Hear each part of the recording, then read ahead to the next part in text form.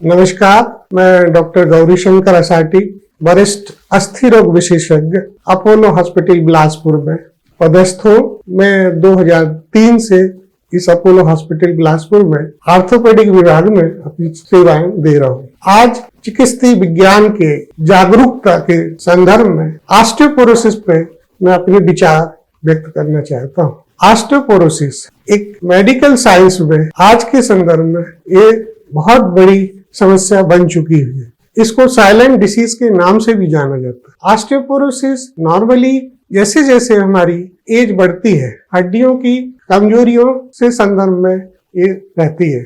Osteoporosis होने से व्यक्तियों को कमर में दर्द, जोड़ों में दर्द और हड्डियों में दर्द चालू हो जाता है। लेकिन चूंकि साइलेंट डिसीज होने की वजह से आम व्यक्ति को समझ पाना और जानना बहुत कठिन है। नॉर्मली ऑस्टियोपोरोसिस दो तरह का होता है।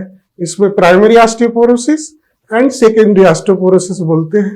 प्राइमरी ऑस्टियोपोरोसिस यूजुअली लेडीज में पोस्ट मेनोपॉजल एज, जब उनकी महामारी बंद होने लगती है, नॉर्मली 45 से 50 साल की उम्र में ये सबसे ज्यादा में पाई जाती है। दूसरी होती है सिनाइल ऑस्टियोपोरोसिस। इसमें और 65 की उम्र के जो व्यक्ति होते हैं, उम्र की वजह से जो डिजेनरेटिव प्रोसेस शरीर में होती है उसमें पाई जाती है। दूसरी जो सेकेंडरी ऑस्टियोपोरोसिस है, ये विभिन्न बीमारियों के कारण से, जैसे endocrine disorder, hormone imbalance, obesity, cholesterol, diabetes, immunosuppressive therapy और हार्मोन रिप्लेसमेंट थेरेपी, कुछ ड्रग्स जो लंबे समय तक यूज होती है जैसे स्टेरॉइड, हिपेरिन, इनमें देखी जाती है। स्मोकिंग और अल्कोहल भी ऑस्टियोपोरोसिस को करने में एक बहुत बड़ा कारण बनता है। ऑस्टियोपोरोसिस की वजह से जब इसकी सीवियरिटी बहुत ज्यादा हो जाती है तो ओल्ड एज में एक फ्रैक्चर बनता है जो पेशेंट के लिए बहुत दुखदायी होता है। इससे मॉर्बिडिटी भी बढ़ती है, मोर्टेलिटी भी बढ़ती है और डिपेंडेंसी भी बढ़ जाती है। इसलिए ऑस्टियोपोरोसिस का सही समय पे जानकारी होना और उसका उचित उपचार होना बहुत जरूरी है। इसके लिए डॉक्टरी सलाह बहुत आवश्यक है।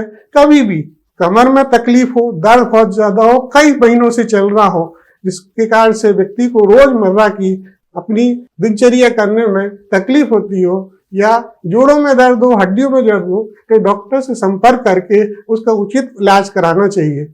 जो बेसिक जांच होती है, जिसमें कमर का एक्सरे होता है, कूल्हे का एक्सरे होता है और कलाइयों का एक्सरे होता है, जिसके आधार पर उस पर से जानकारी प्राप्त की जा सकती है। डेक्सा स्कैन एक बहुत उत्तम जांच है ऑस्टियोपोरोसिस को पता करने के लिए। इसमें टी स्क्वायर की वैल्यू से जज करके ऑस्टियोपोरोसिस की बीमारी को पता किया जा सकता है। -2.5 से ऊपर होने पर टी स्कोर, इसको ऑस्टियोपोरोसिस कहा जाता है, उसके नीचे की वैल्यू को ऑस्टियोपीनिया कहा जाता है। और जब ये स्कोर -3.5 से ऊपर हो जाता है तो सीवियर ऑस्टियोपोरोसिस की कैटेगरी में आ जाता है। आज के समय में बहुत सारी अच्छी दवाइयां उपलब्ध हैं, जिसमें कैल्शियम का supplementation, vitamin D therapy, anti resorptive therapy, bisphosphonate, alendronate, risedronate available है। हार्मोन एनालॉग लाइक टेरापेरेटाइट और डेनोसुमब ड्रग जो एंटी रेजोप्टिक, बहुत अच्छी दवाइयां अवेलेबल है। इनको लेकर के आराम से ऑस्टियोपोरोसिस के इलाज में मदद मिलती है। डेली लाइफ स्टाइल मॉडिफिकेशन और एक्सरसाइज, रेगुलर एक्सरसाइज, नियमित दिनचर्या और डाइट कंट्रोल रखने से व्यक्ति को ऑस्टियोपोरोसिस की बीमारी से बहुत हद तक आराम मिल सकता है। धन्यवाद।